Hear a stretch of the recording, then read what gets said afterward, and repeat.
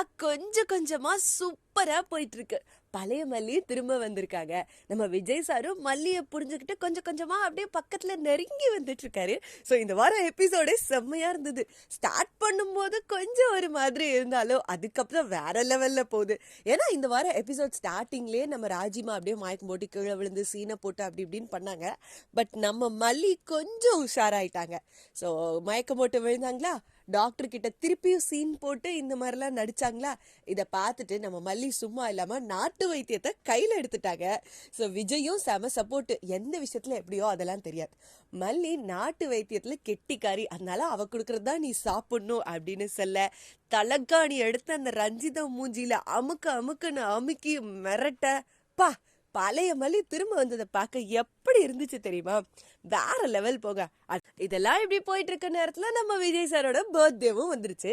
So இந்த பக்கம் இந்த ரெண்டு கொடுக்குங்களும் எப்படா பர்த்டேவை கொண்டாடுறதுன்னு யோசிக்கிறாங்க. அதே மாதிரி நம்ம வெண்பக்குட்டியும் மல்லியும் எப்படி பர்த்டே கொண்டாடலாம்னு யோசிக்கிறாங்க. பட் ஆனா மல்லி கையில வெறும் 125 rupees தான் இருக்கு. என்ன பண்றதுன்னு யோசிச்சுட்டு இருக்கும்போது அந்த அன்னபூர்ணிமாவே வந்துட்டாங்க. அவங்க வந்தா ஒரு வழி கிடைக்காம இருக்குமா என்ன? ஸோ அன்னபூர்ணிமா ஒரு விஷயம் சொல்றாங்க, அது மாதிரியே நம்ம மல்லியும் பண்றாங்க. எஸ், ஸோ சமைக்கிறதுக்காக ஒரு ஆர்டர் எடுக்கிறாங்க. அதுல வந்த காசுல விஜய்க்கு கிஃப்ட் வாங்கலாம் அப்படின்னு நினைக்கிறாங்க. அதே மாதிரி இங்க ஒரு சூப்பரான விஷயம் நடந்திருக்கு. ஸோ விஜயோட ஆஃபீஸ்ல மல்லி ஒரு முறை டேட்டாவை திருடிட்டாங்கன்னு சொல்லி பெரிய பிரச்சனை வந்தது இல்ல. ஸோ அந்த டேட்டாவை திருடினது மல்லி கிடையாது, ஆஃபீஸ்ல இருக்க இன்னொருத்தவங்க தான் அப்படின்னு சொல்றாங்க. ஸோ மேனேஜர் சொல்றதை கேட்டு விஜய்க்கு ரொம்ப ஃபீல் ஆயிடுச்சு. நேரா வீட்டுக்கு வந்துட்டு, சாரி மல்லி, உன்னை தப்பா நினைச்சிட்டேன், உனக்கு என்ன பண்ணணும்னு சொல்லு, நீ என்ன சொன்னாலும் நான் அதை செய்யறேன் அப்படின்னு சொல்லி வாக்கு கொடுக்க, நம்ம மல்லியோ பர்த்டே ஃபுல்லா நீங்க என் கூட தான் இருக்கணும், நான் சொல்றது எல்லாத்தையும் செய்யணும் அப்படின்னு சொல்ல விஜயோ டபுள் ஓகே சொல்லிட்டாரு. அதுக்கப்புறம் என்ன, வாங்கின காசுல மல்லி மோதிரமும் வாங்கிட்டாங்க. செம்மையான கிஃப்ட். வெண்பாக்கு கூட அது ரொம்ப பிடிச்சிருக்கு. ஆனா வழக்கம் போல இந்த கொடுக்குங்களுக்கு வயிறு எரிய ஆரம்பிச்சிருச்சு. அது மட்டும் இல்ல, நம்ம மல்லி அழகா கோலம் போட்டிருக்காங்க. ஸோ காலைல எழுந்திரிச்சோடனே happy birthday dear Vijay sir அப்படின்னு எழுதியிருக்காங்க.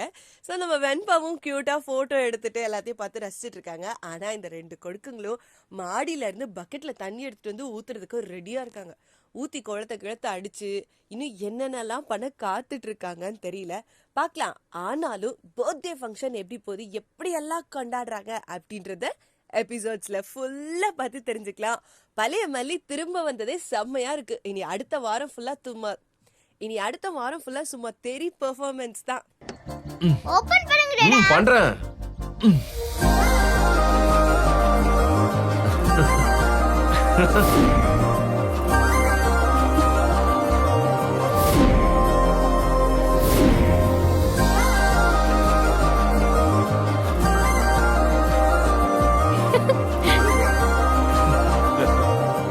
என்ன மல்லி இதெல்லாம்?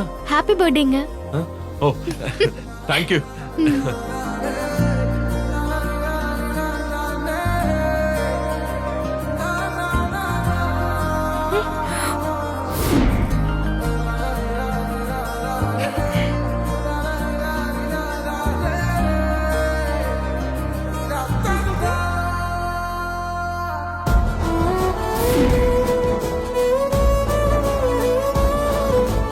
நைட் நீங்க தூங்குனதுக்கு அப்புறம் ரூம்ல பண்ணலான்னு தான் பிளான் பண்ணோம்.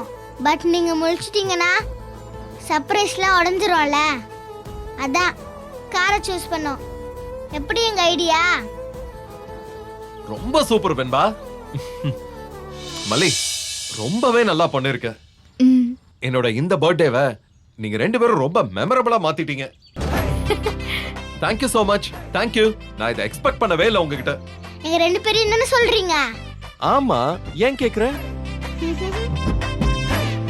இல்ல ராஜ்யத்தையும் சொல்றீங்களோன்னு கேட்டேன்.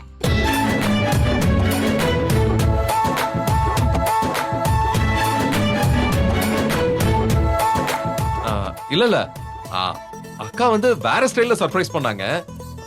நீங்க ரெண்டு பேரும் வேற ஸ்டைல்ல பண்ணீங்க. ரெண்டுத்துல எது பெஸ்ட்னு சொல்லுங்க பாப்போம். இந்த வீடியோ உங்களுக்கு பிடிச்சிருந்தா லைக் பண்ணுங்க, ஷேர் பண்ணுங்க, காமெண்ட் பண்ணுங்க. Saregama TV shows Tamil subscribe பண்ணுங்க.